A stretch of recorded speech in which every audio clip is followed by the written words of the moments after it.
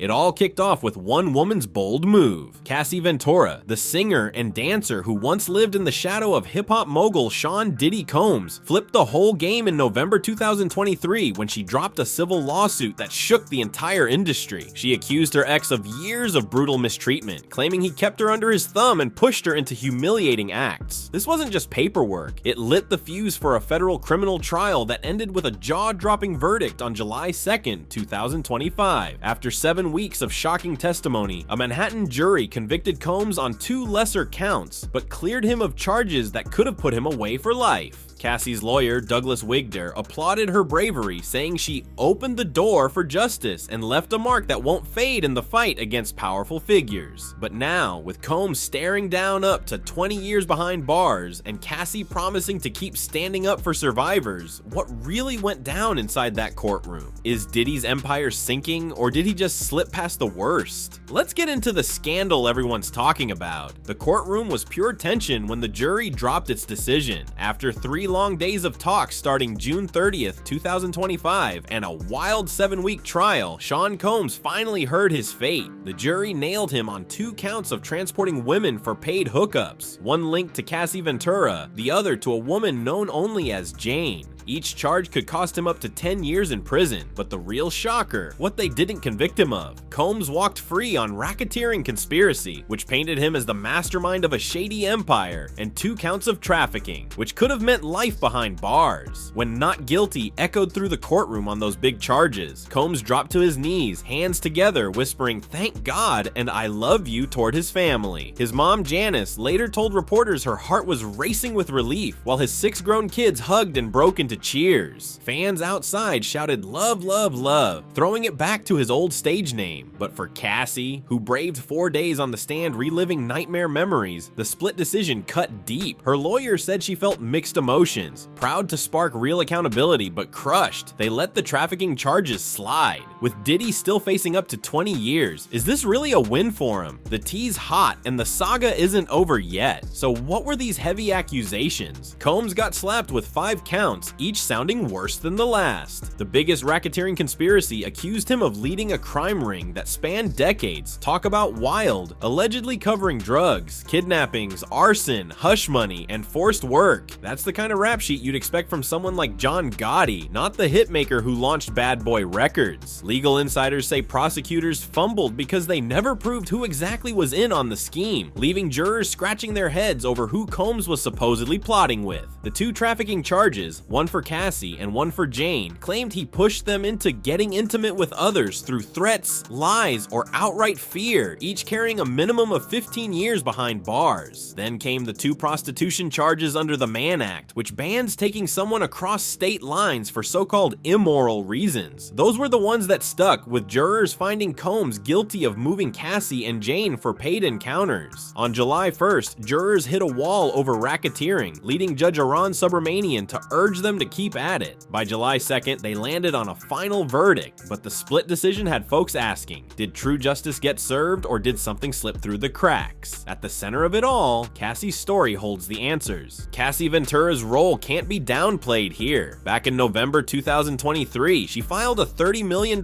civil suit against Combs, accusing him of nearly 10 years of torment starting when she was just 19 and he was 36. She claimed he punched, kicked, and stomped her, showing photos of bruises in court. Even worse, she testified he forced her into hookups with hired men, what she called freak-offs, using threats to keep her quiet. Though that lawsuit settled fast, it kicked open the door, leading to Combs' arrest in September 2024, and the federal case that followed. When Cassie testified in May 2025, the courtroom hung on every word. She painted a picture of a man who pulled every string in her life, making those freak-offs feel like part of her job. She talked about medical problems from the abuse and living in constant fear. The 2016 hotel security video showing Combs attacking her ended up being a game-changing piece of evidence. After the verdict, her lawyer Douglas Wigder said, "This whole case started because Cassie Ventura had the guts to come forward." While the jury didn't convict on trafficking, he said her courage still led to the prostitution convictions, pushing the fight for justice forward. Cassie herself broke her silence, vowing to keep standing up for survivors, saying the verdict proved change is overdue. Her courage which turned her from someone silenced into someone leading the charge. But the split verdict still left people questioning if her suffering was fully heard. Up next, the shocking details behind those infamous freak-off claims. The freak-off allegations were easily the trial's most jaw-dropping twist. Prosecutors painted them as drug-fueled, all-night